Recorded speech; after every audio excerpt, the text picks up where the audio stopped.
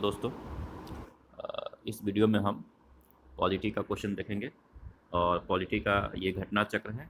Polity का घटना चक्र और एक पेपर में 10 क्वेश्चन आपके फिक्स हैं। पॉलिटी के 10 क्वेश्चन आने ही हैं और काफ़ी आसान होते हैं। पहले थोड़ा आसान थे पर अब धीरे धीरे थोड़ा कठिन हो रहे हैं, टफ हो रहे हैं। पर 10 क्वेश्चन में से आज भी 7 to 8 क्वेश्चन आराम से कर सकते हैं। 7 to 8 क्वेश्चन पॉलिटी का कर लिए, सिलेक्शन में एक स्टेप ऊपर चढ़ गए। सो पॉलिटी का सारे क्वेश्चन करने की कोशिश करें। मिड बोल सकते हैं कि ना काफ़ी टफ है ना काफ़ी आसान होता है। अगर 7 क्वेश्चन जो हैं वो आसान है तो 3 क्वेश्चन टफ हैं। तो इस पे मत जाएं कि कैसा पेपर होता है, बस एक बार हम सारे सिलेबस करके जाएं तो काफ़ी इम्पोर्टेंट हो जाएगा कि हम सिलेक्शन पा लेंगे। तो चलिए हम डिस्कस करते हैं। सो स्टार्ट करते हैं, let's start now. First one is कि भारतीय विधान परिषद को बजट पर बहस करने की शक्ति प्राप्त हुई। मीन्स ये कब हुआ है? तो इंडियन काउंसिल एक्ट 1892 के अंतर्गत, मीन्स भारतीय परिषद अधिनियम 1892 के अंतर्गत क्या मिला है? तो भारतीय विधान परिषद को, इंडियन लेजिस्लेटिव काउंसिल को किस चीज़ का है? तो डिस्कस करने का, बजट पे डिस्कस करने की शक्ति प्राप्त हुई है। नेक्स्ट है, कोलकाता में सर्वोच्च न्यायालय की स्थापना का प्रावधान किया गया है। तो किसके द्वारा? तो रेगुलेटिंग एक्ट 1773। किसके द्वारा? तो रेगुलेटिंग एक्ट 1773, रेगुलेटिंग एक्ट 1773 के द्वारा आपको ये हमें हुआ है कि कलकत्ता में एक सर्वोच्च न्यायालय का स्थापना किया जाएगा। नेक्स्ट है कि भारत में संघीय न्यायालय की स्थापना की गई किसके द्वारा? तो वो प्रावधान है इंडियन गवर्नमेंट एक्ट 1935 के द्वारा। किसके द्वारा? तो government of India act 1935।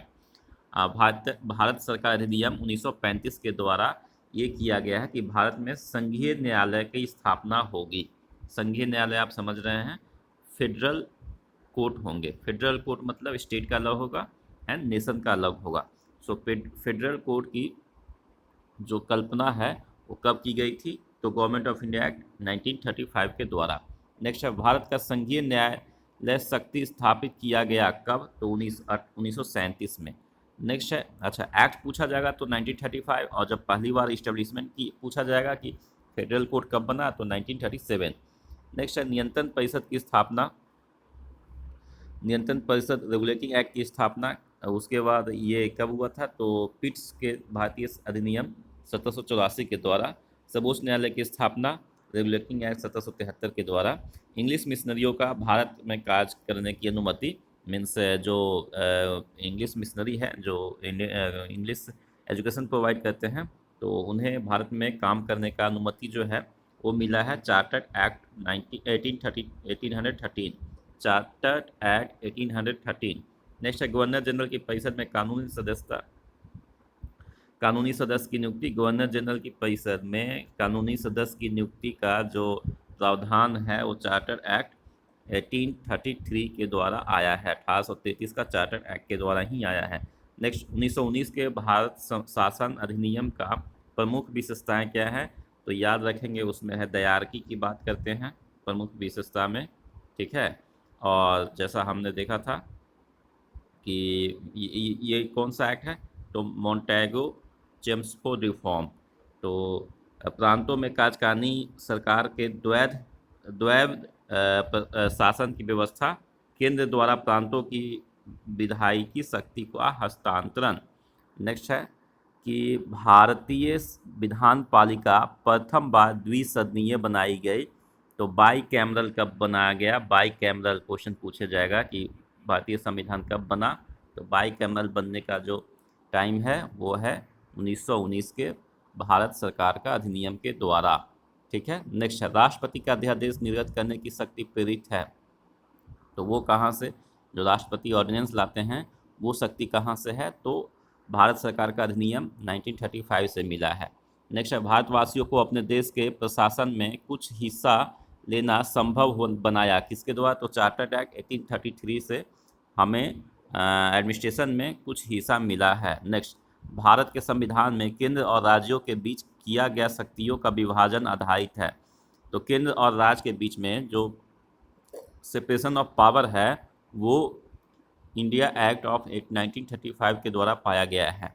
Next है एक संघीय व्यवस्था और केंद्र में द्वैध शासन भारत में लागू किया गया था तो 1935। पूछा जाएगा कि केंद्र में कब लागू किया गया डायरकी तो 1935, और अगर पूछा जाएगा कि स्टेट के अंदर प्रोविंस के अंदर तो 1990 के द्वारा प्रोविंस के अंदर डायरकी लागू किया गया। तो एक क्वेश्चन जो है काफ़ी इंपॉर्टेंट है, जनरली हम कंफ्यूज हो जाते हैं, तो कंफ्यूज नहीं होना है। पहले डायरकी प्रोविंस में लाया गया एंड देन डायरकी जो है कहाँ लाया गया, स्टेट में लाया गया, सेंटर में लाया गया। तो फर्स्ट डायरकी की बात करेंगे तो 1919 एक्ट के द्वारा डायरकी आया, कहाँ पे आया तो प्रोविंस में आया। और सेकेंड टाइम डायरकी की बात करेंगे तो 1935 एक्ट के द्वारा आया, कहाँ आया तो ये सेंटर में आया। नेक्स्ट अखिल भारतीय महासंघ स्थापित करने का प्रावधान शामिल किया गया। तो अखिल भारतीय महासंघ स्थापित करने का जो प्रावधान है वो गवर्नमेंट ऑफ इंडिया एक्ट 1935 के द्वारा किया गया है। नेक्स्ट 1935 के अधिनियम द्वारा स्थापित संघ में अवशेष शक्तियाँ दी गई थी। तो अवशेष शक्ति दिया जिसे हम रेसिड्यूरी पावर कहते हैं वो किसे दिया गया था, रेसिड्यूरी पावर दिया गया था आपको गवर्नर जनरल को। रेसिड्यूरी पावर 1935 के एक्ट के द्वारा किन्हें दिया गया था, गवर्नर जनरल को। किन्हें दिया गया था, गवर्नर जनरल को। नेक्स्ट भारत शासन अधिनियम 1935 में स्वीकार किया हुआ महत्वपूर्ण और स्थायी अवयव नहीं है, वो है देश के लिए लिखित संविधान। नेक्स्ट है 1935 के गवर्नमेंट ऑफ इंडिया एक्ट महत्वपूर्ण है क्योंकि यह भारतीय संविधान का प्रमुख स्रोत है। जब हम इंडियन कॉन्स्टिट्यूशन पढ़ेंगे उनके क्वेश्चन जब डिस्कस करेंगे तो हमें पता चलेगा कि हमने बहुत सारी चीज़ें हर नेशन से बोरो किया है, लेकिन जो मैक्सिमम चीज़ें हैं वो कहाँ से हैं तो गवर्नमेंट ऑफ इंडिया एक्ट 1935 से लिया गया है। नेक्स्ट है बर्मा भारत से अलग हुआ किस एक्ट के तहत।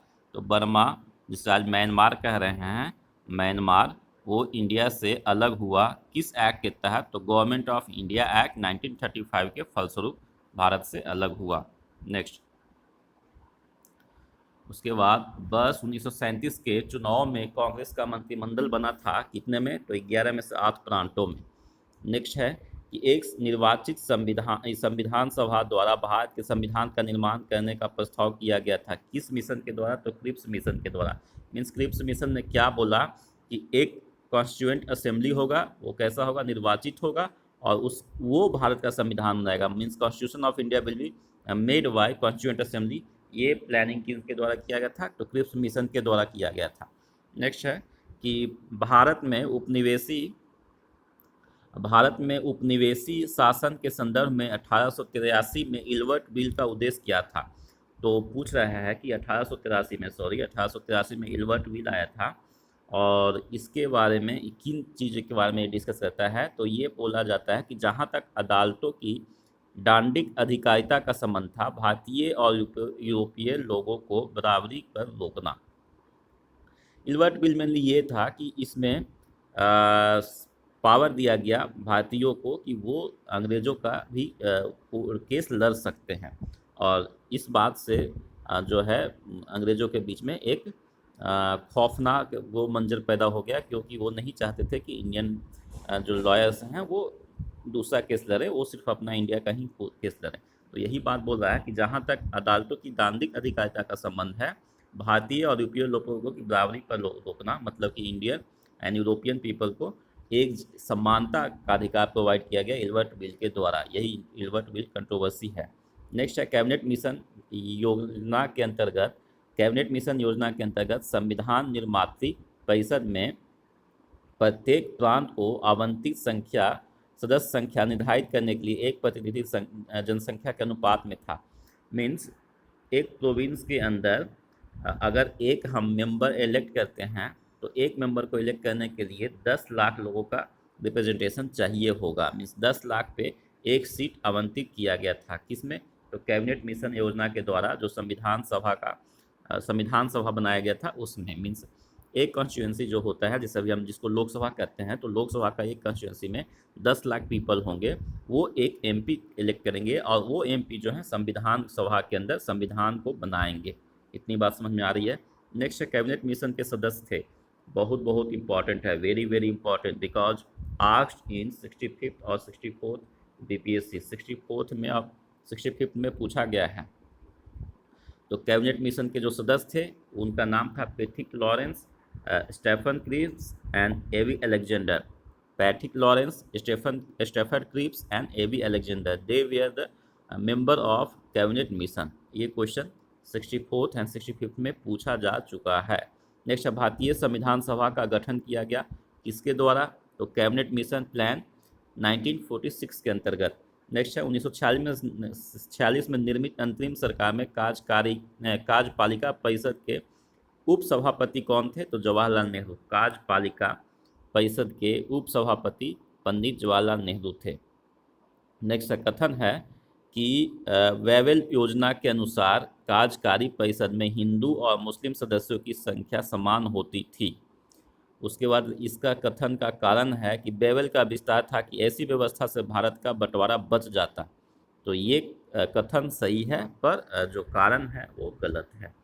नेक्स्ट है संविधान के लिए भारत के लिए संविधान की रचना हेतु संविधान सभा का विचार सर्वप्रथम प्रस्तुत किया था किसने? तो स्वराज पार्टी ने 1934 में। स्वराज पार्टी 1934 में। स्वराज पार्टी 1934 याद रहेगा। स्वराज पार्टी 1923 में बना था, 1934 में वो ये विचार रखा कि भारत में संविधान बनने के लिए संविधान सभा की होना जरूरी है। नेक्स्ट है संविधान सभा के बारे में सही कथन है। पहला है इसने बड़ी संख्या में समितियों की मदद से काम किए, उनमें से प्रारूप समिति सबसे महत्वपूर्ण था। ठीक है, ड्राफ्टिंग कमेटी सबसे महत्वपूर्ण था। अल्पसंख्यक समुदाय जैसे ईसाई, एंग्लो इंडियन, पारसियों के सभी में पर्याप्त प्रतिनिधित्व किया। मीन्स सारे जो अल्पसंख्यक हैं, माइनॉरिटी हैं, उनका रिप्रेजेंटेशन हुआ है। इसकी चुनाव प्रक्रिया 1935 के अधिनियम के 6वीं अनुसूची पर आधारित थी और कर, संपत्ति और शैक्षणिक योग्यता के कारण मताधिकार सीमित था। नेक्स्ट है वह बहुदलीय निकाय था। मीन्स बहुत सारे दल से लोग आए हुए थे। बिल्कुल सही बात है। नेक्स्ट है कि भारत के संविधान का प्रारूप तैयार करने वाली संविधान सभा के सदस्यों को विभिन्न प्रांतों के विधान सभा द्वारा चुना गया था। मीन्स विभिन्न प्रांतों से विधान सभा के प्रांतों से चुना गया था संविधान सभा के प्रारूप को तैयार करने के लिए। नेक्स्ट है संविधान सभा में सदस्यों का चुनाव हुआ था प्रांतीय सभाओं से। नेक्स्ट है संविधान सभा की प्रथम बैठक की अध्यक्षता की थी डॉक्टर सच्चिदानंद सिन्हा ने। नेक्स्ट है भारत का संविधान, ये क्वेश्चन इंपॉर्टेंट है बिहार के लिए, बीपीएससी के लिए, सच्चिदानंद सिन्हा की वजह से। नेक्स्ट है भारत की संविधान निर्मात्री सभा या संविधान सभा के अध्यक्ष थे। तो संविधान सभा के अध्यक्ष कौन थे? Doctor Rajendra Prasad. Important question है। भारतीय संविधान सभा का स्थापना कब की गई? तो 9 दिसंबर 1946 को। भारतीय संविधान सभा की स्थापना 9 दिसंबर 1946 को किया गया और भारतीय संविधान का प्रथम अधिवेशन शुरू हुआ 9 दिसंबर 1946 को। भारत को एक संविधान देने का प्रस्ताव संविधान सभा द्वारा पारित किया गया। कब पारित किया गया? तो 22 जनवरी 1947 को। भारत को एक संविधान देने का प्रस्ताव संविधान सभा के द्वारा कब पारित किया गया? तो 22 जनवरी 1947 को ये पारित किया गया कि भारत को एक संविधान सभा के द्वारा संविधान दिया जाएगा। भारतीय संविधान सभा में उद्देश्य प्रस्ताव का प्रस्तावना प्रस्तुत किया गया था किनके द्वारा? तो याद रखेंगे पंडित जवाहरलाल नेहरू के द्वारा प्रिंसिपल रेजुलेट पास किया गया था और उसी को बोल रहे हैं उद्देश्य प्रस्ताव। उद्देश्य प्रस्ताव जिसको अभी हम प्रस्तावना कर रहे हैं वो पंडित जवाहरलाल नेहरू के द्वारा पास किया गया था। भारतीय संविधान के निर्माण से संबंधित सही कथन है। पंडित जवाहरलाल नेहरू के उद्देश्य प्रस्ताव को संविधान सभा द्वारा स्वीकार किया गया था। संविधान के निर्माण पर असर था। उसके बाद उद्देश्यता बहुत ही महत्वपूर्ण उद्देश्यों की पूर्ति करती है। संविधान को भारत के लोगों को आदेशित किया है। संविधान को भारत के लोगों ने आदेशित किया है। बिल्कुल सही है, B the people of India बोलता है। नेक्स्ट है भारतीय संविधान को बनाने हेतु भारतीय संविधान सभा के कुल अधिवेशन हुए थे कितना? तो 12। उसके बाद भारत के संविधान निर्माण में संविधान सभा को समय लगा है, संविधान बनाने में लगा है 2 साल 11 महीना 18 दिन। ये इंपॉर्टेंट क्वेश्चन है। हर कोई ऐसे भी जनरल लोग पूछते रहते हैं, इंटरव्यू में भी पूछा जा सकता है कि कितने टाइम लगा था संविधान को बनाने में? तो 2 वर्ष 11 महीने 18 दिन। नेक्स्ट है सुमेलन करना है, मीन्स मैच द कॉलम है। संविधान सभा के पहले उपाध्यक्ष थे एच.सी. मुखर्जी। संविधान सभा के पहले उपाध्यक्ष, जनरली ये याद नहीं रखते हम, तो ये क्या करना है, याद रखना है एच.सी. मुखर्जी। प्रारूप समिति के मूलतः एकमात्र कांग्रेसी सदस्य थे। प्रारूप समिति मीन्स ड्राफ्टिंग कमेटी के मूलतः एकमात्र कांग्रेसी सदस्य थे के.एम. मुंशी। नेक्स्ट है राजस्थान की रियासतों का प्रतिनिधित्व करने वाले संविधान में सभा के सदस्य थे तो वी.टी. कृष्णमाचारी। वी.टी. कृष्णमाचारी कहाँ से रिप्रेजेंट कर रहे थे? तो राजस्थान से। नेक्स्ट संघ संविधान समिति के अध्यक्ष थे जवाहरलाल नेहरू। ये संघ संविधान का पूछेगा, राज्य का पूछेगा तो याद रखना सरदार वल्लभ भाई पटेल। नेक्स्ट क्वेश्चन पूछ ही दिया है कि संविधान सभा की प्रांतीय संविधान समिति के अध्यक्ष थे वल्लभ भाई पटेल। नेक्स्ट भारतीय संविधान सभा की प्रारूप ड्राफ्टिंग कमेटी के सदस्य अध्यक्ष थे बी.आर. अम्बेडकर। ड्राफ्टिंग कमेटी के अध्यक्ष बी.आर. अम्बेडकर। संविधान सभा द्वारा स्थापित मौलिक अधिकारों के और अल्पसंख्यकों हेतु सलाहकार समिति के अध्यक्ष थे सरदार वल्लभ भाई पटेल। मौलिक अधिकारों और अल्पसंख्यकों हेतु जो सलाहकार समिति के अध्यक्ष थे उनका नाम था सरदार वल्लभ भाई पटेल। नेक्स्ट है डॉक्टर बी.आर. अम्बेडकर की अध्यक्षता में संविधान सभा की प्रारूप समिति में अन्य सदस्य कितने थे? तो 6 थे। यानी ड्राफ्टिंग कमेटी में अध्यक्ष कौन थे? बी.आर. अम्बेडकर। तो उनके अलावा कितने लोग थे? तो 6 लोग और थे। इन मीन्स टोटल 7 पीपल थे ड्राफ्टिंग कमेटी के अंदर। संविधान सभा में डॉक्टर बी.आर. अम्बेडकर की अध्यक्षता में प्रारूप समिति का गठन किया गया। कब किया गया? तो 29 अगस्त 1947 को प्रारूप कमेटी का गठन किया गया। 29 अगस्त 1947 को प्रारूप कमेटी का गठन किया गया। इनके द्वारा बी.आर. अम्बेडकर के द्वारा। इनमें और कितने लोग थे? तो और भी 6 लोग थे, यानी टोटल 7 लोग थे ड्राफ्टिंग कमेटी में। नेक्स्ट है भारतीय संविधान के निर्माण के समय संवैधानिक सलाहकार थे बी.एन. राव। बी.एन. राव याद रखेंगे, बी.एन. राव थे क्या थे? तो वो आपके लीगल एडवाइजर थे। लीगल एडवाइजर कौन थे? तो बी.एन. राव थे। भारतीय संविधान का प्रथम प्रारूप तैयार किया गया इनके द्वारा, तो बी.एन. राव के द्वारा। बी.एन. राव का भारतीय संविधान पे काफ़ी गहरा असर है। नेक्स्ट क्वेश्चन है कि भारत की संविधान सभा में राष्ट्रीय ध्वज का सर्वप्रथम स्वीकार किया गया 22 जुलाई 1947 को। मीन्स नेशनल फ्लैग को कब स्वीकार किया गया? तो 22 जुलाई 1947 को। भारतीय निर्मात्री परिषद का संविधान निर्मात्री परिषद का झंडा समिति के अध्यक्ष थे doctor Rajendra Prasad. Flag committee के अध्यक्ष कौन थे? डॉक्टर राजेंद्र प्रसाद। भारत का संविधान पूर्ण रूप से तैयार हुआ 26 नवंबर 1949 को। तो संविधान लागू कब हुआ? 26 जनवरी 1950 को।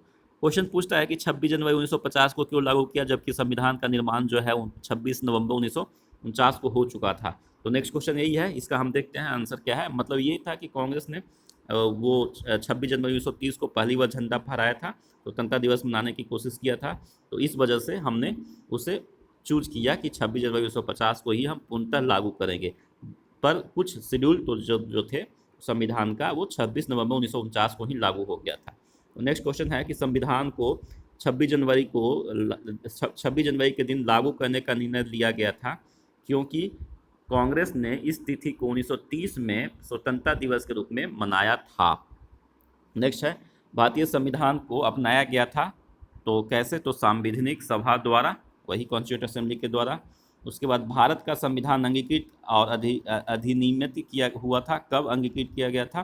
तो 26 नवंबर 1949 को। बी.आर. अम्बेडकर को संविधान सभा में निर्वाचन हुए थे कहाँ से? तो बम्बई प्रेसिडेंसी से। इनसे 2 सवाल आता है। एक तो जो संविधान सभा है उसका निर्वाचन कहाँ से हुआ था उनका? तो बॉम्बे प्रेसिडेंसी को। उसके पहले कहाँ हुए थे? तो वो आपको कलकत्ता से होंगे। हम क्वेश्चन फिर देखेंगे वो। Doctor B R. अम्बेडकर का जन्म और मृत्यु हुआ था क्रमशः 1891 और 1956 में। 1891 में उनका जन्म हुआ था और 1956 में उनकी मृत्यु हुई थी। जन गण मन को भारत के राष्ट्रगान के रूप में अपनाया गया कब? 1950 को। जन गण मन अधिनायक को 1950 में भारतीय राष्ट्रगान के रूप में अपनाया गया। नेक्स्ट है भारत शासन राजकीय चिन्ह मतलब स्टेट एम्बलम अंगीकृत किया गया है कब? तो 26 जनवरी 1950 को। स्टेट एम्बलम कब उसे अंगीकृत किया गया है? तो 26 जनवरी 1950 को। नेक्स्ट है टीटीए गोलमेज के विचार विमर्श की परिणति भारत सरकार अधिनियम 1935 के रूप में पारित होने के रूप में हुई। नेक्स्ट है भारत सरकार अधिनियम 1935 ने ब्रिटिश भारत के सूबों और भारतीय रियासतों के एक संघ पर आधारित ऑल इंडिया फेडरेशन का गठन किया। नेक्स्ट है भारत का वो कथन है कि भारत का संविधान देश की आवश्यकताओं की पूर्ति करता है और रीजन है, कारण है कि इसका एक गृहीत संविधान कहा जाता है। इसको एक गृहीत संविधान कहा जाता है, मीन्स हमने ग्रहण किया है। तो ये दोनों बात सही है, पर स्पष्टीकरण नहीं है। ये कहता है सारी आवश्यकताओं को पूर्ति करता है भारतीय संविधान, पर इसका जवाब क्या दे रहे हैं? जवाब ये दे रहे हैं कि यह एक गृहीत संविधान है, इस अडॉप्टेड संविधान है। तो ये तो आंसर नहीं है, पर ये बात सही फैक्ट है कि हमने कुछ चीज़ों को अडॉप्ट किया है। तो ये स्पष्टीकरण नहीं है, पर assertion and reason both are correct. Next है, संविधान सभा में व्यक्त मताधिकार को 15 वर्ष के लिए स्थगित करने का बात की थी किसने? तो वो थे मौलाना अबुल कलाम आज़ाद। क्या बोले थे कि 15 वर्ष तक जो हमारा एडल्ट फ्रेंचाइज है उसे हम स्थगित कर देते हैं। नेक्स्ट है, भारत के स्वतंत्रता के बाद भारतीय राष्ट्रीय कांग्रेस को एक राजनीतिक दल के रूप में भंग कर दिया जाना चाहिए। ये सुझाव किनका था? महात्मा गांधी जी का था। नेक्स्ट है, अपनी राष्ट्रवादी प्रतिक्रिया में भारत संविधान के निर्माताओं ने अल्पसंख्यकों के हितों एवं भावनाओं के महत्व को कम करके आंका है। यह कथन किसने बोला था? आइवर जेनिंग्स ने। आइवर जेनिंग्स ने ये बोला कि जब भारत का संविधान का निर्माण हुआ है तो उस टाइम अल्पसंख्यकों को की भावना और हितों को कम करके आंका गया है। किसने बोला था? आइवर जेनिंग्स ने। याद रखेंगे, आइवर जेनिंग्स ने ये बातें बोली थी। आइवर जेनिंग्स उन्होंने क्या बोला था? तो भारतीय संविधान में अल्पसंख्यक की बातों को कम करके आंका गया है। नेक्स्ट है कि भारतीय संविधान सभा कांग्रेस थी और कांग्रेस भारत था। मतलब संविधान सभा कांग्रेस थी और कांग्रेस भारत था। किसने कहा है? तो ऑस्टिन ने। मीन्स ये कह रहा है कि जो संविधान सभा में जो मेंबर थे वो मैक्सिमम कांग्रेस के थे। मीन्स वो कांग्रेस ही था और संविधान सभा ही कांग्रेस था और कांग्रेस ही भारत था। ये कहा है ऑस्टिन ने। नेक्स्ट है, संविधान सभा की कुल कितनी महिलाएं सदस्य थी? संविधान सभा में कुल 15 महिलाएं सदस्य थी। याद रखेंगे, 15 महिलाएं। नेक्स्ट है, संविधान पर विदेशी प्रभाव। हमने बात किया था कि वो अडॉप्टेड है कुछ चीज़ों को। तो अब कौन चीज़ें कहाँ से ली गई है तो उसकी स्टडी करते हैं। तो पहला है कि भारत के संविधान में उद्देशिका का विचार लिया गया है। उद्देशिका का विचार कहाँ से लिया गया है? तो यूएसए के संविधान से। प्रियम्बल की बात कहाँ से हुई है? तो यूएसए की संविधान से। भारतीय राजनीतिक व्यवस्था में सर्वोच्च है। तो भारतीय राजनीतिक व्यवस्था में सर्वोच्च है क्या है? तो संविधान। भारत की राजनीतिक व्यवस्था में सर्वोच्च क्या है? संविधान है। ठीक है, भारत की राजनीतिक व्यवस्था में सर्वोच्च क्या है? संविधान है। नेक्स्ट है कि भारत में न्यायिक पुनरीक्षण जुडिशियल रिव्यू की संकल्पना ली गई है। कहाँ से? यूएसए से। नेक्स्ट है, भारत की संघात्मक व्यवस्था की संबंधित है। कहाँ से? कनाडा से। भारत का जो संघात्मक है मीन्स फेडरल स्ट्रक्चर है कि स्टेट होगा, सेंटर होगा, स्टेट के रूलिंग करने के लिए सीएम होगा, सेंटर के रूल करने के लिए पीएम होगा, सेंटर जो है मोर जो है वो पावरफुल होगा। ये चीज़ें जो है, सेंटर मोर पावरफुल किसके हो? कनाडा से। अगर स्टेट मोर पावरफुल होता है तो वो फेडरल स्ट्रक्चर कहाँ से होता है? तो यूएस से। तो मेनली दो तरह का हम कंसेप्ट जानते हैं फेडरल स्ट्रक्चर में, एक कैनेडियन और एक यूएस। तो यूएस में क्या है कि जो सेंटर है, स्टेट है, वो पावरफुल है। बट कनाडा में क्या है? जो कैनेडियन कॉन्स्टिट्यूशन के अंतर्गत फेडरल स्ट्रक्चर में हम ये देखते हैं कि जो सेंटर है वो मोर पावरफुल है। इसलिए हम बोलेंगे कि भारतीय संविधान जो है वो किससे प्रेरित है? तो वो आपका फेडरल स्ट्रक्चर में कनाडा से प्रेरित है। तो ये क्वेश्चन हमने देख लिया कि भारतीय संविधान का जो संघात्मक व्यवस्था है वो कहाँ से है? कनाडा से है। नेक्स्ट, भारतीय संविधान संसदीय प्रणाली ब्रिटिश संसदीय प्रणाली से इस बात से भिन्न है कि भारत में न्यायिक पुनर्विवेचन प्रणाली है। भारतीय संविधान संसदीय प्रणाली ब्रिटिश संसदीय प्रणाली से इस बात में भिन्न है कि भारत में जुडिशियल रिव्यू की प्रणाली है। ये क्वेश्चन को क्या बोल रहा है? भारतीय संविधान संसदीय प्रणाली ब्रिटिश संसदीय प्रणाली से ब्रिटिश संसदीय प्रणाली से भारतीय संसदीय प्रणाली means Indian parliamentary system and British parliamentary system इस बात से डिफरेंट है कि यहाँ पे न्यायिक पूर्वावलोकन की प्रणाली है। मीन्स हम जो डिसीजन लेते हैं उसमें हम जुडिशियल रिव्यू कर सकते हैं। नेक्स्ट है, न्यायिक पूर्वावलोकन की व्यवस्था कहाँ से है? तो भारत और यूएसए में है। नेक्स्ट है, भारतीय परिसंघ और अमेरिकी परिसंघ के समान रूप से जो लक्षण पाया जाता है वो यह है कि संविधान के निर्वाचन के लिए परिसंघीय उच्चतम न्यायालय है। नेक्स्ट है कि भारत के संविधान में सम्मिलित समवर्ती सूची की देन है। कहाँ से? कॉन्करेंट लिस्ट का जो देन है वो है ऑस्ट्रेलिया से। भारतीय संविधान में राज्य के नीति निर्देशक तत्वों का संकल्पना कहाँ से किया गया है? तो आयरलैंड से। डीपीएसपी का जो संकल्पना है means directive principle of state policy कहाँ से आया है? आयरलैंड से। राज्यसभा के गठन में प्रतिभा, अनुभव और सेवा के प्रतिनिधित्व देने का भारतीय संविधान का निर्माता प्रभावित हुए थे कहाँ से, तो आयरिश से। मीन्स आयरलैंड से दो बात लिया गया, एक DPSP of means directive principle of state policy, एक जो नॉमिनेटेड राज्यसभा में जाते हैं उनका जो कॉन्सेप्ट है कहाँ से लिया गया है, आयरलैंड से लिया गया है। नेक्स्ट है हमें सही मैचिंग करनी है, तो पहला मूल अधिकार, मूल अधिकार मीन्स फंडामेंटल राइट कहाँ से, ए फॉर संयुक्त राष्ट्र अमेरिका से, संयुक्त राज्य अमेरिका से, United state of America. Next है शासन का संसदीय प्रणाली कहाँ से, ग्रेट ब्रिटेन से। संसदीय प्रणाली दो तरह की प्रणाली होती है, एक होता है पार्लियामेंट्री और एक होता है प्रेसिडेंशियल। तो प्रेसिडेंशियल है वो यूएस का है, पार्लियामेंट्री जो है वो यूके का है। तो हमने क्या चूज किया है, हमने पार्लियामेंट्री चूज किया है, और पार्लियामेंट्री जो फॉर्म ऑफ गवर्नमेंट है वो कहाँ से चूज किया है, तो यूके से किया है। नेक्स्ट आपात उपबंध मीन्स इमरजेंसी की जो प्रोविज़न है वो हम जर्मनी के बीमर संविधान से, बीमर कॉन्स्टिट्यूशन ऑफ जर्मनी को हमने वो अंगीकृत किया है। राज्य के नीति निर्देशक तत्व तो हमने फिर से देखा है कि वो कहाँ से, आयरलैंड से लिया है। विधि का शासन मीन्स रूल ऑफ लॉ कहाँ से, इंग्लैंड से। विधि द्वारा स्थापित प्रक्रिया मतलब प्रोसीजर इस्टेब्लिश्ड बाई लॉ कहाँ से, जापान से। उसके बाद राष्ट्रपति के विचारार्थ राज्यपाल द्वारा विधेयक सुरक्षित रखना कहाँ से, कनाडा से। मतलब राष्ट्रपति के विचार के लिए, राष्ट्रपति के इवैल्यूएशन के लिए कुछ चीज़ें जो है, कुछ जो विधेयक है, कुछ बिल जो है वो राज्यपाल अपने पास सुरक्षित रखता है, तो वो कहाँ से हमने सीखा है, कनाडा से। नेक्स्ट है विस्तृत उभयनिष्ठ सूची या सूची कहाँ से पाया गया है, ऑस्ट्रेलिया से। मंत्रिमंडलीय सरकार कहाँ से है, तो मंत्रिमंडलीय सरकार है, कैबिनेट मिनिस्ट्री की बात करते हैं तो कहाँ से ये चीज़ें सीखी है, मंत्रिमंडल जो है वो आपका हुआ है ब्रिटिश संविधान से। केंद्र राज्य का संबंध जो है कहाँ से, कनाडा का संविधान से। फेडरल स्ट्रक्चर कहाँ से प्रेरित है, केंद्र राज्य का संबंध कनाडा के संविधान से। भारत राज्यों का संघ है और संघ में अधिक शक्ति है, मीन्स हम अभी पहले डिस्कस किए थे कि यहाँ पे यूनियन जो है ज़्यादा, यानी सेंट्रल गवर्नमेंट जो है वो ज़्यादा स्ट्रांग है। तो ये वाला जो कॉन्सेप्ट है कहाँ से लिया गया है, कनाडा से लिया गया है। जबकि यूएस में क्या है, उल्टा है, यूएस में जो है स्टेट ज़्यादा पावरफुल है। नेक्स्ट है कि भारतीय संविधान में मौलिक कर्तव्यों का विचार लिया गया है। मौलिक कर्तव्य मतलब फंडामेंटल ड्यूटी, फंडामेंटल ड्यूटी की विचार जो लिया गया है कहाँ से लिया गया है, तो रसिया से लिया गया है, पूर्व सोवियत संघ के संविधान से लिया गया है।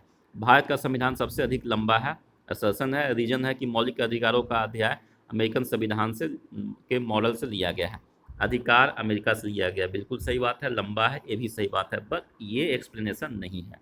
सो assertion is correct, region is correct, but region is not explaining the assertion.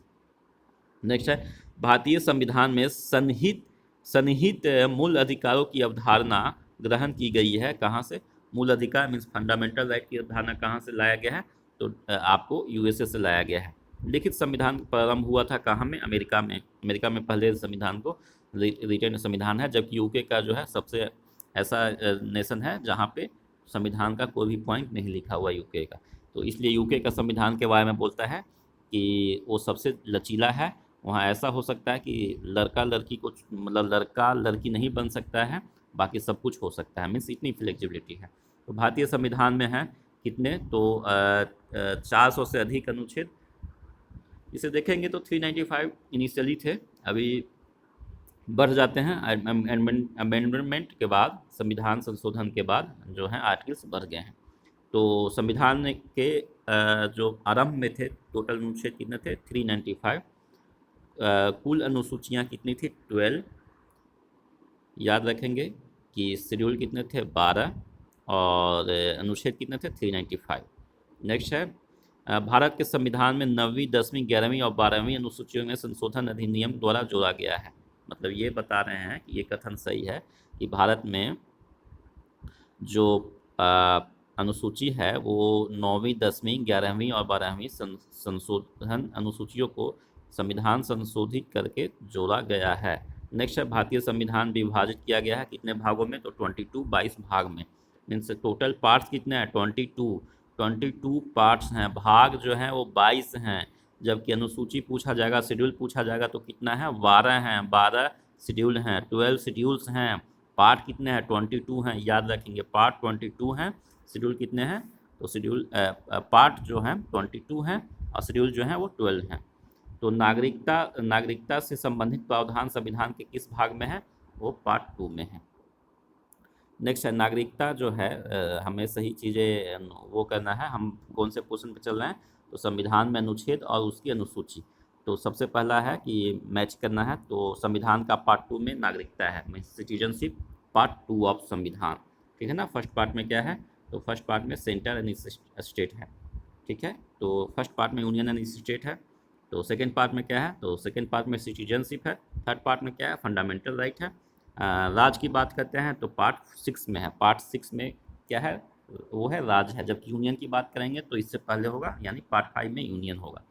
तो याद रखेंगे, 1 से 5 तो याद ही हो गया होगा। फर्स्ट पार्ट बोलेगा तो union and state, second part बोलेगा यूनियन एंड टेरिटरीज बोल सकते हैं, सेकेंड पार्ट बोलेगा तो सिटीजनशिप, थर्ड पार्ट बोलेगा फंडामेंटल राइट, फोर्थ पार्ट बोलेगा तो आपको DPSP directive principle of state policy, और 4(1) बोलेगा तो फंडामेंटल ड्यूटी, एंड 5 बोलेगा तो यूनियन, एंड 6 बोलेगा तो स्टेट्स। नेक्स्ट, नए राज्यों का गठन किसके द्वारा, तो भारतीय संविधान के अनुच्छेद 3 के द्वारा। नागरिकता जो है भारतीय संविधान का भाग 2 के द्वारा। उसके बाद मौलिक अधिकार की बात करना है भाग 3 में।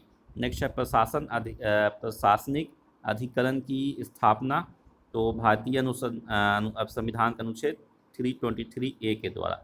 डिस्कस करते हैं नए राज्यों का गठन किसके द्वारा होगा। मीन्स नए राज्य अगर कोई टूटेगा या उससे हम नया राज्य का गठन करेंगे या उसका नामकरण बदलेंगे, तो ये चीज़ें हमें किसके अनुच्छेद के द्वारा करना है, तो वो हमें करना है आपको आर्टिकल 3 के द्वारा। अगर आर्टिकल 2 की बात करते हैं तो आर्टिकल 2 में क्या होता है कि हम किसी फॉरेन कंट्रीज़ का जो है अपने देश में सम्मिलित करते हैं, तो वो आती है आर्टिकल 2 के द्वारा। आर्टिकल 3 के द्वारा जो नेशन के अंदर, मीन्स पहले से हमारे देश में, जैसे अभी हमने देखा कि तेलंगाना ब्रेक हुआ किससे, आंध्र प्रदेश से, तो ये जो संविधान है वो अनुच्छेद 3 के द्वारा, भारतीय संविधान के अनुच्छेद 3 के द्वारा किया जाता है।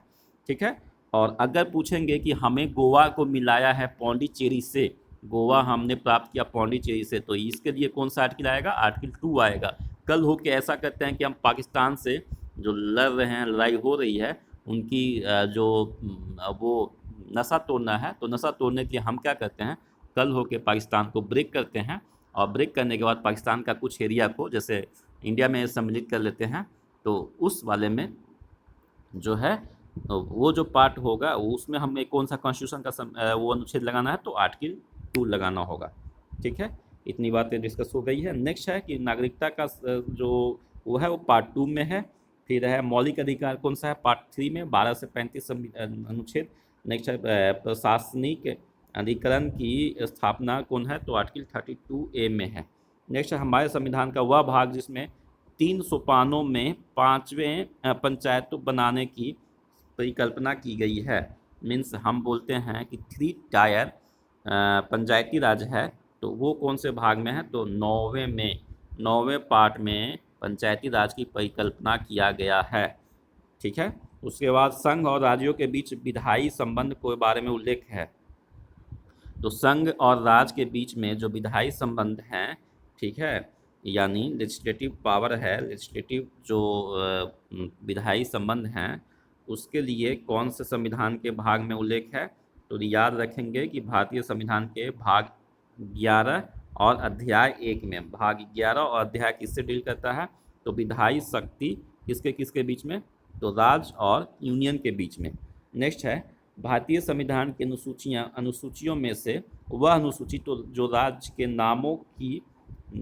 नामों की सूची और उन राज्यों के क्षेत्रों का ब्यौरा देती है, तो वो है फर्स्ट कौन सा, शेड्यूल 1 में ये बात बोला गया है कि यूनियन क्या है और यूनियन का जो टेरिटरी है, बाउंड्री है, वो क्या क्या है, या डिफरेंट राज्यों में कौन कौन से वो हैं, तो उसका कितना एरिया है, तो उसका जो हम स्टडी करते हैं वो स्टडी कौन से करते हैं, तो प्रथम अनुसूची में करते हैं।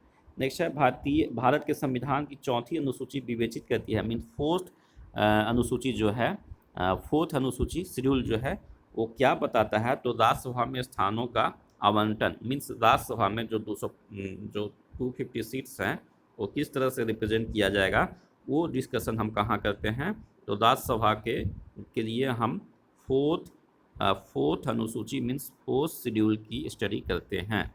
Fourth schedule Rajya Sabha, fourth schedule कहाँ है, राज्यसभा के लिए। यदि इस भारत संघ के एक राज्य का सृजन करना हो और संविधान के अनुसूचियों में से किस एक अवश्य संशोधित किया जाना चाहिए। जब अनुसूची पूछा जाएगा तो हमें फर्स्ट बोलना है, फर्स्ट शेड्यूल। और जब आपसे पूछा जाएगा कि कौन से आर्टिकल के द्वारा, तो आर्टिकल 3 समझ में आया। मीन्स पहली अनुसूची के द्वारा हम क्या कर सकते हैं, तो संविधान को संशोधित करके किसी राज्य को सृजन किया जा सकता है। और अगर आर्टिकल पूछेगा तो किसी राज्य के नया फॉर्मेशन के लिए, जैसे अभी हमने डिस्कस किया कि तेलंगाना का फॉर्मेशन आर्टिकल 3 के द्वारा हुआ था। तो आगे देखते हैं कि अनुसूची है और विषय है।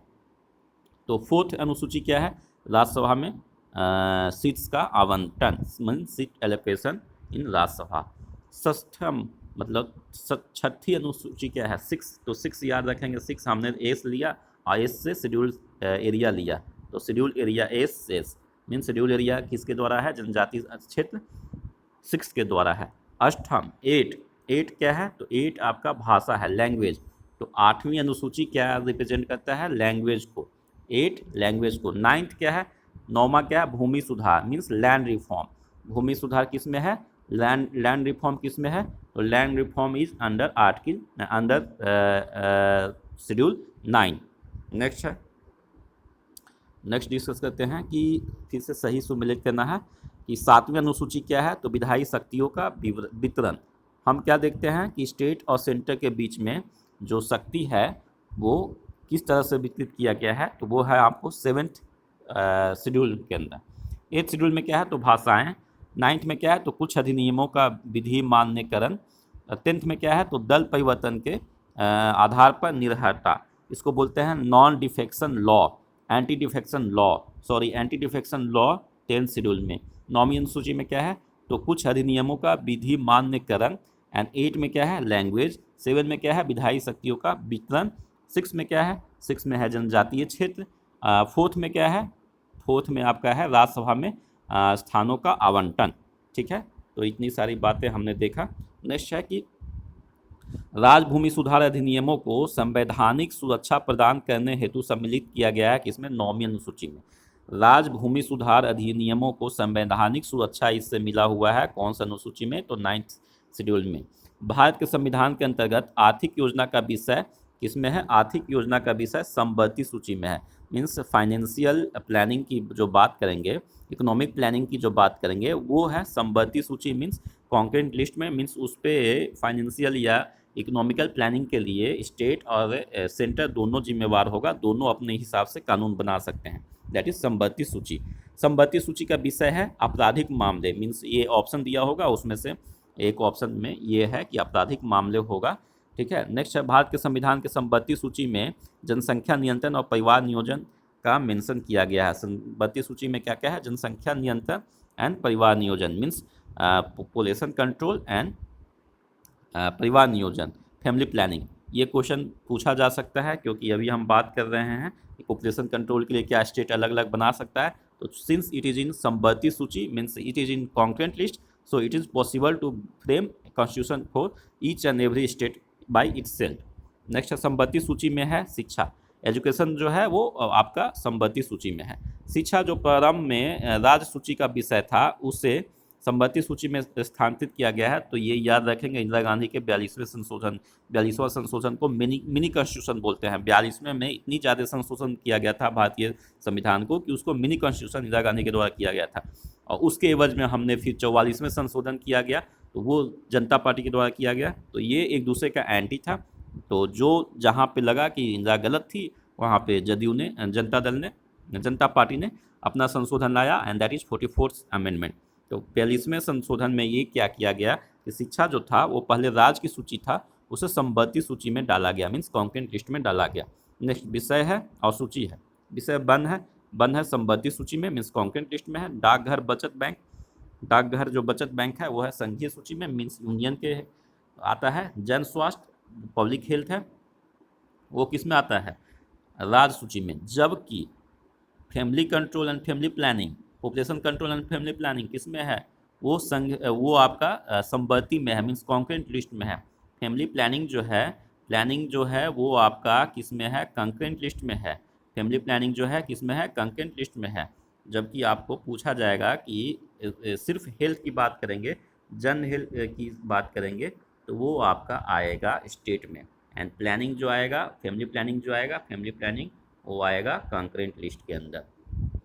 नेक्स्ट है केंद्र सूची में जनगणना है, राज्य सूची में पुलिस और सार्वजनिक व्यवस्था है, उसके बाद संपत्ति सूची में जनसंख्या नियंत्रण और परिवार नियोजन है।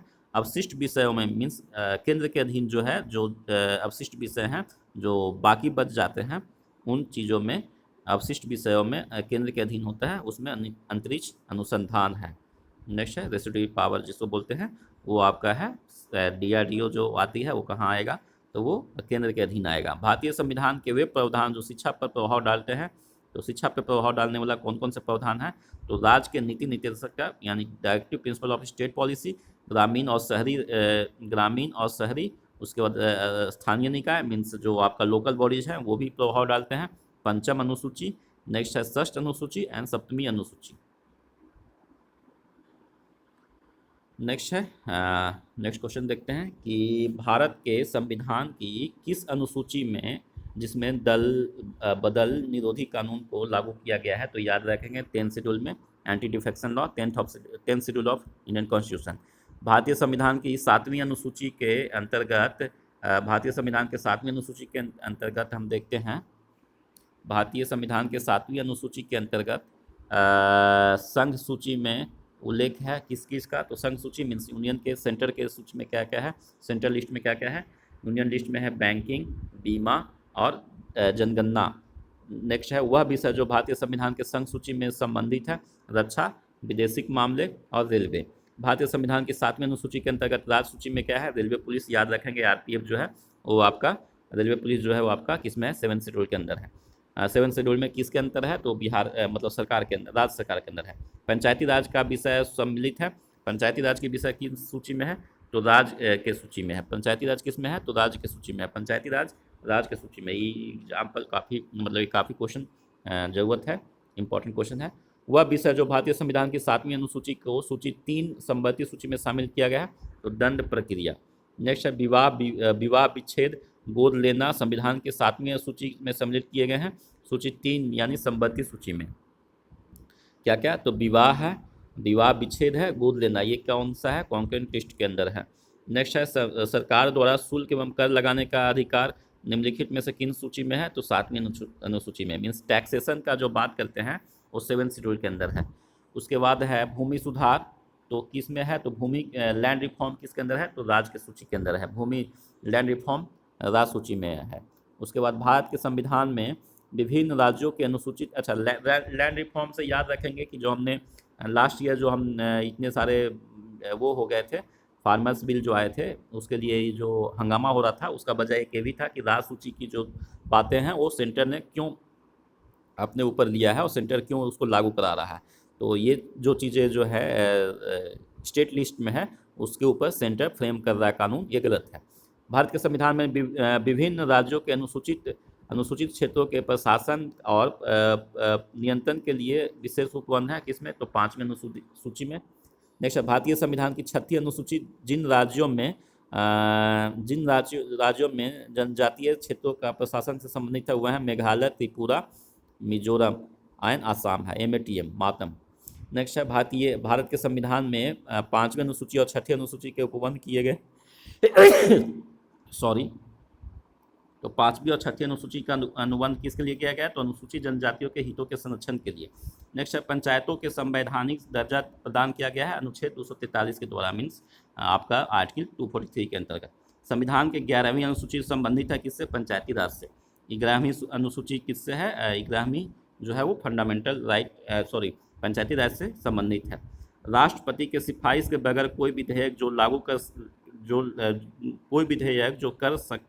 जो कर लगाता है विधायिका में नहीं रखा जा सकता, यह प्रावधान भारत के संविधान के अंतर्गत आता है, तो अनुच्छेद 117 में, मीन्स ये कह रहा है कि बिना राष्ट्रपति के सिफारिश से किसी भी तरीके से कोई टैक्सेशन नहीं किया जा सकता है। यानी राष्ट्रपति के सिफारिश के बगैर कोई विधेयक जो कर लगाता है, मीन्स जो टैक्सेशन करता है, जो सेस लगाता है, विधायिका में नहीं रखा जा सकता है। यह प्रावधान किसके द्वारा है, तो अनुच्छेद 117 में है। वित्त विधेयकों के बारे में संबंधित के विशेष उपबंध किया गया अनुच्छेद 117 में। उसके बाद भारतीय संविधान में अखिल भारतीय सेवाओं मीन्स ऑल इंडिया सर्विसेज की बात करते हैं। ऑल इंडिया सर्विसेज किसके द्वारा है, जिसकी हम तैयारी कर रहे हैं, वो है आपका आर्टिकल 312 में। तो ऑल इंडिया सर्विसेज हम तैयारी तो कर रहे हैं, अभी हम आपके लिए बीपीएससी की बात बोल रहे हैं, लेकिन यूपीएससी में आर्टिकल 312 के अंतर्गत ऑल इंडिया सर्विसेज यानी कौन कौन से हो गया, तो Indian administrative services, Indian police services and Indian forest services, ये 3 सर्विसेज को बोलते हैं ऑल इंडिया सर्विसेज। तो वो किसके द्वारा अंतर्गत आता है, तो आर्टिकल 312 के अंतर्गत। नेक्स्ट है कि भारतीय संविधान में अखिल भारतीय सेवाओं का प्रावधान किया गया, 312 में बात हो चुकी है। भारतीय संविधान का निर्वाचन आयोग आर्टिकल 324, ये मेन आर्टिकल्स आपको याद करना है, 324 याद रखने हैं कि इसके लिए है, तो ये आपका इलेक्शन कमीशन के लिए है। आर्टिकल 39 ये है, तो समान न्याय एवं निःशुल्क विधिक सहायता मीन्स आपको इक्वल जुडिशरी होनी चाहिए, और निःशुल्क means free of cost legal help होना चाहिए। तो किस में है, article 39A directive principle of state policy में। आर्टिकल 40 में क्या है, ग्राम पंचायतों का संगठन, ये आपको किन से प्रेरित है, तो ये आपका महात्मा गांधी के विचारों से प्रेरित है। तो आर्टिकल 40 जो है वो गांधीयन थॉट के अंतर्गत आते हैं, गांधीयन प्रिंसिपल्स के अंतर्गत आते हैं, और ये कहाँ है, तो directive principle of state policy में। यूसीसी क्या है, यूनिफॉर्म सिविल कोड, ये आर्टिकल 44 के अंतर्गत आता है। अभी जो चर्चा हो रही है कि उत्तराखंड ने यूसीसी के लिए, हिमाचल प्रदेश भी कोशिश कर रहा है, या फिर पूरे देश में यूनिफॉर्म सिविल कोड की बात करते हैं, गोवा में ऑलरेडी हो चुका है। तो गोवा में तो इंडिपेंडेंस के पहले की बातें हैं जो हो चुका है। तो ये जो यूनिफॉर्म सिविल कोड की बात करते हैं वो हम किसके अंतर्गत बात करते हैं, तो आर्टिकल 44 के द्वारा बात करते हैं। नेक्स्ट है कि अनुच्छेद 124, आर्टिकल 124 संघीय न्यायपालिका मीन्स आपको बात करते हैं कि ये फेडरल जुडिशरी की बात करती है, आर्टिकल 124। आर्टिकल 5 किस में है, तो नागरिकता है। आर्टिकल 352 किसका है, तो इमरजेंसी प्रोविजन है। आर्टिकल 245 किसका है, तो विधायी शक्तियों का वितरण है। आर्टिकल 245 में क्या है, तो विधायी शक्तियों का वितरण है। नेक्स्ट आर्टिकल 14 में क्या है, तो समानता का अधिकार है, equality law, equality before law and equal protection of law, article 14 के अंतर्गत। आर्टिकल 36 क्या है, तो नीति निर्देशक तत्व से है रिलेटेड है। आर्टिकल 74 क्या है, मंत्रिपरिषद, आपसे पूछा जाएगा कि वो काउंसिल ऑफ मिनिस्टर किसके अंतर्गत आता है, तो article 74 council of minister, article 74 council of minister, article 74 important question है। आर्टिकल 74 के अंतर्गत क्या है, तो काउंसिल ऑफ मिनिस्टर है। आज की पूछा जाता है कि संविधान संशोधन किसके द्वारा होता है, तो संविधान संशोधन की प्रक्रिया जो है, procedure for amendment of constitution, article 368 में है। उसके बाद विधानतः नए राज्य का शामिल करना किस में है, विधानतः नए राज्य का शामिल करना आर्टिकल 2 में है। अभी हमने डिस्कस कर चुका है कि आर्टिकल 2 में जब हम दूसरे राज्य, दूसरे नेशन से हम उसको कैप्चर करते हैं या जीतते हैं और सम्मिलित करते हैं, तो वो आपका आर्टिकल 2 में होगा। जबकि अपने देश के अंदर जो भी राज्य है उसको हम तोड़ते हैं, बनाते हैं, नई नामकरण करते हैं, तो वो आर्टिकल 3 के अंतर्गत होगा। समता का अधिकार, आर्टिकल 14। गिरफ्तारी एवं निरोध के संरक्षण, तो आर्टिकल 22। उसके बाद राष्ट्रपति के अधिकार, विधेयक को अनुमति देने का अधिकार, राष्ट्रपति का विधेयक को अनुमति देने का अधिकार, आर्टिकल 111 ठीक है। वो आपको किस लिए है, तो असेंट है, मतलब असेंट होता है कि हाँ प्रेसिडेंट को ये बात सेटिस्फैक्शन है, कानून सही है, तो उस पर साइन करते हैं। तो आर्टिकल किसके द्वारा अंतर्गत, 111 के अंतर्गत। नेक्स्ट है अनुच्छेद 54 क्या है, तो भारत के राष्ट्रपति का चुनाव 54 के अंतर्गत। 75 क्या है, तो प्रधानमंत्री और मंत्रिपरिषद की नियुक्ति। 74 क्या है, तो प्रधानमंत्री और मंत्रिपरिषद की नियुक्ति 75 के द्वारा होता है। आर्टिकल 155 किसके द्वारा है, तो राज्यपाल की नियुक्ति, राज्य के राज्यपाल की नियुक्ति कितने में है, तो देखिए यहाँ पे राष्ट्रपति का निर्वाचन किसके द्वारा हो रहा है, 55 के द्वारा, तो 101 और जोड़ देंगे तो 155 आ जाएगा। तो 155 में क्या है कि राज्य का राज्यपाल की नियुक्ति किया जाता है किनके द्वारा, राष्ट्रपति के द्वारा, तो 155 में। 164 में क्या है, तो राज्य के प्रधान मुख्यमंत्री और मंत्रिपरिषद की नियुक्ति। यहाँ देखिए 75 में आपका मुख्य प्रधानमंत्री है, तो 64 में क्या है, वो राज्य के मुख्यमंत्री और मंत्रिपरिषद की नियुक्ति 164 में। जबकि 75 में क्या है, तो सेंटर में प्रधानमंत्री और मंत्रिपरिषद की नियुक्ति। इंपॉर्टेंट आर्टिकल है, एकदम याद रखेंगे। नेक्स्ट अनुच्छेद 323A इसके लिए है, प्रशासनिक अधिकरण के लिए। नेक्स्ट अनुच्छेद 324 निर्वाचन इलेक्शन के लिए। आर्टिकल 330 लोकसभा के लिए अनुसूचित जाति एवं अनुसूचित जनजाति सदस्यों का आरक्षण, जो SC ST का जो लोकसभा में आरक्षण है वो कौन से आर्टिकल के थ्रू है, आर्टिकल 330 के द्वारा। आर्टिकल 325 किसके लिए है, तो तो लोक सेवा आयोगों का कार्य मीन्स जो पब्लिक सर्विस कमीशन है उसके कार्य क्या होंगे, तो वो 320 में मेंशन है। वित्त आयोग कौन है, अनुच्छेद 280, काफ़ी इंपॉर्टेंट आर्टिकल है वित्त आयोग 280। वित्तीय आपातकाल फाइनेंशियल, जो अभी आपको देख रहे हैं थे कि श्रीलंका में लगाया है फाइनेंशियल इमरजेंसी, तो फाइनेंशियल इमरजेंसी आर्टिकल 360 के द्वारा इंडिया में लगाया जाता है। ठीक से डिस्कस करते हैं कि 360 के द्वारा फाइनेंशियल इमरजेंसी, 352 के द्वारा नेशनल इमरजेंसी, 356 के द्वारा राष्ट्रपति शासन कहाँ लगेगा, तो स्टेट के अंदर।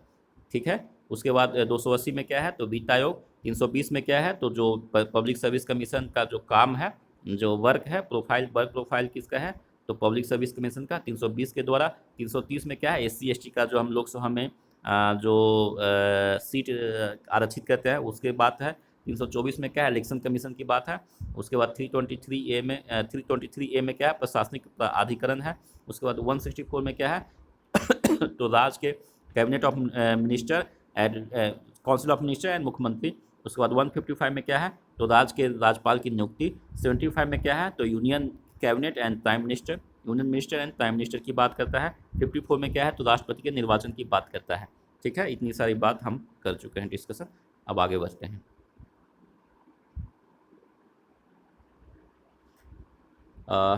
फिर से है कुछ मैच द कॉलम था कि कैग, भारत के नियंत्रण एवं महालेखा, जो इसको कैग बोलते हैं, कैग किस में है, तो आर्टिकल 148 में है। कैग किसकी बात है, तो कैग की बात जो होती है controller and auditor general of India, article 148 में। संघ लोक सेवा आयोग 315 में, संघ लोक सेवा आयोग 315 means union public service commission UPSC 315। आपातकालीन स्थिति की घोषणा 352 डिस्कस हो चुका है। अब है कि 215 क्या है, तो अनुच्छेद 215 उच्च न्यायालय का अभिलेख न्यायालय होना, उच्च न्यायालय का क्या होना, अभिलेख न्यायालय होना। 222 में क्या है, तो किसी न्यायाधीश का एक उच्च न्यायालय से दूसरे उच्च न्यायालय में अंतरण मीन्स जो आपका स्टेट के अंदर जो कोर्ट है, हाई कोर्ट है, उस कोर्ट हाई कोर्ट से दूसरे हाई कोर्ट में अगर ट्रांसफ़र होता है तो 222, ठीक है ना। और 111 क्या है, तो एसेंट है किसका, तो प्रेसिडेंट का एसेंट है। और 222 क्या होगा, तो ट्रांसफ़र होगा। 222 T4T ट्रांसफ़र, 4 T लगा देंगे, 222 नहीं बल्कि क्वाड्रा हो गया, तो वो कहाँ हो गया, तो ट्रांसफ़र की बात करेंगे। नेक्स्ट है अनुच्छेद 226, तो विशेष रिट जारी करने के लिए उच्च न्यायालय की शक्ति, याद रखेंगे कि रिट जारी किया जाता है आर्टिकल 32 और 226 के द्वारा। आर्टिकल 32 में कौन करता है, सुप्रीम कोर्ट। कब होता है, जब हमारे फंडामेंटल राइट का हनन होता है तो हम डायरेक्ट सुप्रीम कोर्ट पहुंच सकते हैं आर्टिकल 32 के द्वारा। और जब हम स्टेट के हाई कोर्ट के लिए जाते हैं तो आर्टिकल 26 के द्वारा जाते हैं। नेक्स्ट है अनुच्छेद 227, सभी न्यायालयों के अधीक्षण की उच्च न्यायालय की शक्ति, सभी न्यायालयों की अधीक्षण की उच्च न्यायालय की शक्ति 227 में है। नेक्स्ट है कि सुमेलित करना है। अनुच्छेद 76 क्या है, तो भारत का न्याय महान्यायवादी, controller and auditor general, article 148। And ये आपका महान्यायवादी जो है कि आपका जो एडवोकेट जनरल है, ठीक है ना, अटॉर्नी जनरल इन्हें बोलते हैं, अटॉर्नी जनरल। अटॉर्नी जनरल को किसके द्वारा होगा, तो आर्टिकल 76 के द्वारा। अटॉर्नी जनरल 76, 148 में कैग है, ये काफ़ी कंफ्यूजिंग होता है, तो पहले अटॉर्नी जनरल आएगा तब कैग आएगा, अटॉर्नी जनरल फिर कैग आएगा, ठीक है ना। तो अटॉर्नी जनरल ज़्यादा पावरफुल होता है, उसको आपको एक तरीके से कैबिनेट मिनिस्ट्री का दर्जा मिलता है, तो अटॉर्नी जनरल पहले हैं, सो 76 में ही आ जाएंगे। उसके बाद अनुच्छेद 131 किसका है, सर्वोच्च न्यायालय का क्षेत्राधिकार मीन्स सुप्रीम कोर्ट के जो वर्क हैं वो उनका कितना एरिया है और उनका अधिकार कहाँ तक है, तो वो आपका आर्टिकल 131 के द्वारा है। काज करने का अधिकार आर्टिकल 41, काज करने का अधिकार आर्टिकल 41, काज करने के लिए सही एवं मानवीय स्थिति मीन्स ह्यूमन कंडीशन क्रिएट करना है, ह्यूमन कंडीशन क्रिएट करना है कोई भी जगह पे काज करने के लिए, तो वो किसके द्वारा, आर्टिकल 42 के द्वारा है। ये किस में आता है, तो directive principle of state policy में आता है। बच्चों के लिए मुफ्त तथा अनिवार्य शिक्षा आर्टिकल 45, अब इसको 22A में भी कर दिया गया है। नेक्स्ट है कि सही सुमेलन का प्रकार इस प्रकार है कि संविधान का भाग 9 पंचायत, 9 भाग किसमें है, पंचायत। 8 भाग क्या है, तो संघ राज्य क्षेत्र, संघ और राज्य क्षेत्र में पार्ट 8 में है। उसके बाद पार्ट 4A क्या है, तो मूल कर्तव्य, मूल कर्तव्य याद ही होगा, फंडामेंटल ड्यूटी। नेक्स्ट है 9A में क्या है, नगर पालिका, 9 में पंचायत, 9A में नगर पालिका, 4A में मूल कर्तव्य, 4 में directive principle of state policy, 8 में क्या है, तो संघ राज्य क्षेत्र, यूनियन और स्टेट का जो एरिया है वो आपको सॉरी यूनियन स्टेट नहीं बल्कि यूनियन टेरिटरीज का जो एरिया है, यूटी का जो एरिया है वो हम यूटी किस में बात करेंगे, संविधान के पार्ट 6 में बात करेंगे यूनियन टेरिटरीज, ठीक है ना, वो किस में होगा, तो वो सॉरी 8 में, पार्ट 8 में हम बात करते हैं। नेक्स्ट है नगर पालिकाएँ, किसमें है 9A में है। उसके बाद पंचायत भाग 9A में, पंचायत 9 में। उसके बाद सहकारी समिति का 9B में है, 9ख में है। उसके बाद संविधान का पार्ट ये है, आपको भाग मिलाना है और एक तरफ आपका किससे रिलेटेड है, तो याद रखेंगे कि पार्ट 15 जो है वो निर्वाचन से रिलेटेड है। पार्ट 16 जो है वो कुछ वर्गों के संबंध में विशेष उपबंध है, ठीक है ना। तो एक्स्ट्रा जो आपका वो है उपबंध है वो किसके द्वारा है, तो पार्ट 16 है। पार्ट 17 क्या है, राजभाषा, ठीक है, पार्ट 17 क्या है, राजभाषा। उसके बाद जो है आपका पार्ट 18 क्या है, तो आपातकाल, पार्ट 18 क्या है, आपातकाल। 17 क्या है, राजभाषा। 16 क्या है, कुछ विशेष उपबंध। और 15 क्या है, निर्वाचन। नेक्स्ट है निम्नलिखित उद्देश्य। अब ये चीज़ें हो गया, ये हमने पढ़ रहे थे पार्ट, शेड्यूल एंड आर्टिकल, ये एक तरीके से डिस्कस हो गया। अब हम चलते हैं कि ये आपका उद्देशिका, जिसको हम प्रियम्बल कहते हैं, उस पर। तो निम्नलिखित अवतरण में हम भारत के लोग भारत को एक संपूर्ण प्रभुत्व, संपन्न, समाजवादी, पंथ निरपेक्ष, लोकतांत्रिक गणराज्य बनाने के लिए उसके समस्त नागरिकों को सामाजिक, आर्थिक और सामाजिक न्याय, विचार, अभिव्यक्ति, विश्वास, धर्म और उपासना की स्वतंत्रता, प्रतिष्ठा और अवसर की समानता प्राप्त कराने के लिए तथा उन सबों में व्यक्ति की गरिमा, राष्ट्र की एकता और अखंडता सुनिश्चित करने के वाली बंधुता बढ़ाने के लिए दृढ़ संकल्प होकर अपने इस संविधान सभा में आज एक्स मीन्स वहाँ पे हमको डेट भरना है, तो आज दिनांक 26 नवंबर 1949 को इस संविधान को अंगीकृत, अधिनियमित और आत्म अर्पित करते हैं। किस दिन, तो 26 नवंबर 1949 को हुआ, यानी 26 नवंबर 1949 को हमने इसे क्या किया, अंगीकृत किया, अधिनियमित किया और आत्म अर्पित किया। कब, 26 नवंबर 1949 को। B the people of India means preamble को हमने 26 नवंबर 1949 को, जो कॉन्स्टिट्यूशन है उसे हमने स्वीकार किया है। भारतीय गणतंत्र की 26/1/1950 को 26 जनवरी 1950 को सही संवैधानिक वस्तु स्थिति, जब संविधान लागू किया गया था तो उस टाइम क्या था, तो संपूर्ण प्रभुत्व, संपन्न, लोकतांत्रिक गणराज्य था। भारत में संविधान में हमारे राष्ट्र का उल्लेख किया गया है, तो भारत और India, India that is Bharat, हम भारत के लोग, इंडिया दैट इज भारत, वो आर्टिकल 1 में बोला गया है। तो संविधान में हमारे राष्ट्र का उल्लेख किया गया है। संविधान में पूछा जाएगा क्या क्या नाम होगा, तो भारत दैट इज इंडिया याद रखेंगे। उसके बाद संविधान भारत की प्रस्तावना के संबंध में शब्दों का सही अनुक्रमण है, तो सार्वभौमिक, समाजवादी, पंथ निरपेक्ष, प्रजातांत्रिक याद रखेंगे। इसी सीरियल में हमको याद रखना है क्या, तो we the people of India has solemnly resolve to constitute India कैसा, तो सार्वभौमिक, ठीक है ना, समाजवादी, पंथ निरपेक्ष, प्रजातांत्रिक means constitute India sovereign, socialist, secular and democratic Republic, ठीक है। उसके बाद 42वें संविधान संशोधन द्वारा प्रस्तावना में जोड़े गए क्या क्या, दो नए शब्द जोड़े गए हैं, समाजवाद और पंथ निरपेक्षता। क्या, समाजवाद, सोशलिस्ट सोशलिस्ट एंड पंथ निरपेक्षता, सेक्युलरिज्म। नेक्स्ट है भारत को संविधान धर्मनिरपेक्ष राज्य वर्णित करता है, संविधान की प्रस्तावना। धर्मनिरपेक्ष राज्य पूछता है कौन से, तो संविधान की प्रस्तावना। वह शब्द जो 1975 में भारतीय संविधान की प्रस्तावना में सम्मिलित किया गया नहीं था, वो अखंडता। उसके बाद भारतीय संविधान की प्रस्तावना में भारत को घोषित किया गया कैसा, एक सार्वभौम मीन्स सॉवरेन, समाजवादी, सोशलिस्ट, धर्मनिरपेक्ष, सेकुलर, प्रजातांत्रिक, डेमोक्रेटिक, गणतंत्र, रिपब्लिक।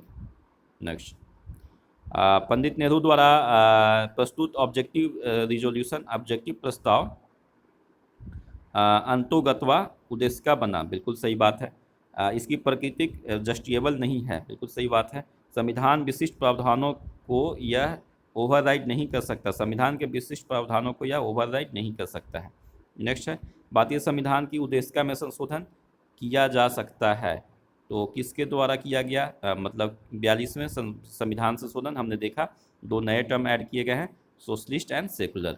इसी बात को आजकल लेकर चर्चा में होती है कि वेदर हम वी आर सोशलिस्ट और सेकुलर, अगर हम सोशलिस्ट ऐड करके सही किए या नहीं किए, सेकुलर देश है या नहीं है, तो ये चर्चा में है। तो ये कब पहले से नहीं था, इसलिए हंगामा किया जाता है। क्यों? क्योंकि पहले से था नहीं, तो अब ये एक नया वो मिल चुका है, प्रोविज़न मिला है कि पहले नहीं था, हमने अभी बाद में किया है, ये सोशलिस्ट सेकुलर बाद में ऐड किया है। तो इसको लेकर अभी पार्टियां जो है, पॉलिटिकल पार्टियां अपनी बेनिफिट के लिए वो करते हैं। तो सर खैर वो सब चीज़ें जो है हमें इन चीज़ों पे डिस्कस नहीं करना, पॉलिटिकल बातें हमें क्वेश्चन अपने करने हैं और इससे हमें सिलेक्शन पाने हैं। तो वह सब जो 26 जनवरी 1949 को अंगीकृत भारतीय संविधान की प्रस्तावना में सम्मिलित नहीं था, तो क्या क्या समाजवादी, पंथनिरपेक्ष और अखंडता, जिसे कब ऐड किया गया, तो 42nd constitutional amendment act. Bharat के संविधान के आमुख का लक्ष्य उसके सभी नागरिकों के लिए सुनिश्चित करना है। तो क्या क्या है, तो सामाजिक तथा आर्थिक न्याय, विचार एवं अभिव्यक्ति की स्वतंत्रता एवं अवसर की समानता और व्यक्ति की प्रतिष्ठा। भारत एक गणतंत्र है, इसका अर्थ है गणतंत्र है, तो गण मतलब जनता, तंत्र मतलब शासन। तो भारत के वंशानुगत शासन नहीं होगा, मतलब कि ये हेरिडेटरी शासन नहीं होगा। जैसे अभी हमने देखा कि अभी वहाँ पे क्वीन विक्टोरिया की एक्सपायर हुए हैं, तो वो चीज़ें यहाँ पे क्वीन जो है उनके बेटे जो होंगे किंग होंगे, इस तरह का यहाँ पे नहीं है। तो ये हो गया गणतंत्र, रिपब्लिक हो गया। उसके बाद भारत में लौकिक सार्वभौमिकता है, क्योंकि संविधान की प्रस्तावना आरंभ होती है हम भारत के लोग के शब्दों से। मतलब ये जो है सार्वभौमिकता है, सोवरेनिटी है जनता का। क्यों? क्योंकि ये यहाँ पे जो सर्वोच्च है वो कौन है, तो भारत के लोग हैं। क्यों? क्योंकि we the people of India है, तो इसलिए यहाँ पे लौकिक सार्वभौमिकता है। हम भारत के लोग शब्दों का प्रयोग भारतीय संविधान में किया गया है, संविधान की प्रस्तावना में, सही बात है। उसके बाद हम देखते हैं कि सभी व्यक्ति पूर्णतः समान रूप से मानव है, यह सिद्धांत जाना जाता है क्या, तो सार्वभौमिक। नेक्स्ट, भारत के संदर्भ में धर्मनिरपेक्ष शब्द का सही भाव क्या होता है, तो भारत में राज का कोई धर्म नहीं होता है। मीन्स इंडिया के अंदर का इंडिया गवर्नमेंट का कोई धर्म नहीं है, कोई पर्टिकुलर धर्म नहीं है, या भारत में स्टेट के अंदर किसी तरह का कोई धर्म नहीं है। भारत के संविधान की उद्देश्य में नहीं है, क्या मेंशन नहीं है, लोक कल्याण शब्द नहीं मेंशन है। भारतीय संविधान का प्रस्तावना में वर्णन नहीं है, क्या है, तो आर्थिक प्रस्तावना में इकोनॉमिकल या फाइनेंशियल फ्रीडम की बात नहीं किया गया है। ये कहाँ मिलेगा, तो ये आपको डीपीएसपी में मिलेगा। ठीक है। नेक्स्ट है, भारतीय संविधान की प्रस्तावना में उल्लेखित नहीं है, क्या, धार्मिक न्याय। उसके बाद संविधान के प्रस्तावना के बारे में कथन सही है, क्या है, समाजवादी, धर्मनिरपेक्ष सब 1950 में संविधान के अंग नहीं थे, बिल्कुल जायज़ है। उसके बाद संविधान का वह भाग जो उसकी आत्मा कहलाती है, उद्देशिका। उसके बाद भारतीय संविधान का प्रस्तावना को हमारे संप्रभु प्रजातांत्रिक गणतंत्र की जनकुंडली कहा है। तो किसने बोला है, होरोस्कोप बताया है इंडियन कॉन्स्टिट्यूशन के प्रियम्बल को, किसने, तो केएम मुंशी ने बोला है कि ये प्रियम्बल है। संविधान को एक पवित्र दस्तावेज बताया है, संविधान को एक पवित्र दस्तावेज किसने बताया है, तो बी आर अम्बेडकर ने बताया है। उच्चतम न्यायालय ने धारणा प्रस्तुत की कि उद्देश्य का संविधान का भाग है, कौन से केस के द्वारा, तो Mumbai versus union of India case, Mumbai versus union of India case के द्वारा ये माना गया है कि उद्देश्य का संविधान का पार्ट है। Means preamble is the part of constitution, किसके द्वारा, तो एसा Bombay case and government of India act के द्वारा, गवर्नमेंट ऑफ इंडिया, एसा Bombay versus government of India act. उसके बाद सर्वोच्च न्यायालय ने प्रस्तावना को भारतीय संविधान की मौलिक संरचना का भाग स्वीकार किया है, किसके द्वारा, तो basic structure of the constitution में प्रियम्बल को माना है केशवानंद भारती केस के बाद। भारत के संविधान के उद्देश्यों में से एक के रूप से आर्थिक न्याय का उपबंध किया गया है, किसमें, तो उद्देशिका और राज्य की नीति निर्देशक तत्व में। उसके बाद डीपीएसपी में किया गया है, किसका, तो आर्थिक न्याय की बात किया गया है। यहाँ पे ये आंसर गलत है, ये वाला जो है हमने पहले डिस्कस किया है कि भारतीय संविधान का प्रस्तावना में वर्णन क्या है, वर्णन नहीं है, तो आर्थिक स्वतंत्रता, तो ये बात गलत है, बल्कि यहाँ पे है।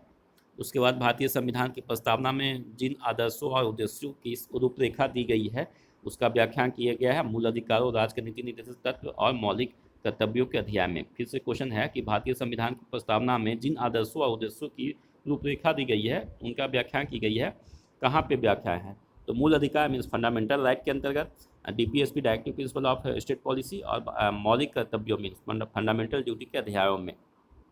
नेक्स्ट है भारतीय संविधान के उद्देशिका को प्रतिबिंबित करता है क्या, तो संविधान की प्रस्तावना, ठीक है ना। तो पूछा जाएगा कि कहाँ से जो आपका उद्देश्य है वो पता चलता है, भारत का संविधान का उद्देश्य कहाँ से मालूम होता है, तो preamble of Indian constitution. Next है भारत के संविधान का उद्देश्य का व्यवस्था की गई है किस तरह का, तो उसके अंदर 3 प्रकार के न्याय हैं, ठीक है, political, financial and next one is वो आपको वो है रिलीजियस। नेक्स्ट है शासन प्रणाली, तो राज का सबसे महत्वपूर्ण तत्व क्या है, संप्रभुता, सोवरेनिटी। उसके बाद भारतीय संविधान में किस प्रकार के शासन प्रणाली का व्यवस्था की गया है, संसदात्मक मतलब संसद होगा, पार्लियामेंट्री फॉर्म ऑफ गवर्नमेंट की बात की गई है। भारतीय संविधान की विशेषता है कि ये कैसा पार्लियामेंट्री सरकार है, संघात्मक सरकार है मीन्स फेडरल है, एवं स्वतंत्र न्यायपालिका है यानी फ्रीडम ऑफ जुडिशरी फ्री है। नेक्स्ट है भारत में संविधान प्रणाली की सरकार है क्योंकि मंत्रिपरिषद लोकसभा के प्रति उत्तरदायित्व होता है। ये पूछा जा रहा है कि संसदीय प्रणाली है means parliamentary form of government है, तो ये किससे पता चलता है, तो ये है कि मंत्रिपरिषद जो काउंसिल ऑफ मिनिस्टर हैं वो लोकसभा के प्रति उत्तरदायी हैं। नेक्स्ट है भारत के संदर्भ में संसदीय प्रणाली में निम्न सिद्धांत संस्थागत है रूप में निहित है, वो क्या है, तो मंत्रिमंडल के सदस्य संसद के सदस्य होते हैं। उसके बाद जब तक मंत्रियों का संसद लोकसभा का विश्वास प्राप्त रहता है तब तक ही वो मंत्री पद पर बने रहते हैं, ठीक है। उसके बाद संसाधमक means parliamentary form of government की व्यवस्था है वो क्या है, तो विधायिका का कार्यपालिका पे नियंत्रण है मीन्स जो कार्यपालिका है एग्जीक्यूटिव है उसके ऊपर नियंत्रण किसका है, लेजिस्लेचर का, तो लेजिस्लेचर कंट्रोल एग्जीक्यूटिव, ये आपके पार्लियामेंट्री फॉर्म ऑफ गवर्नमेंट का फीचर है।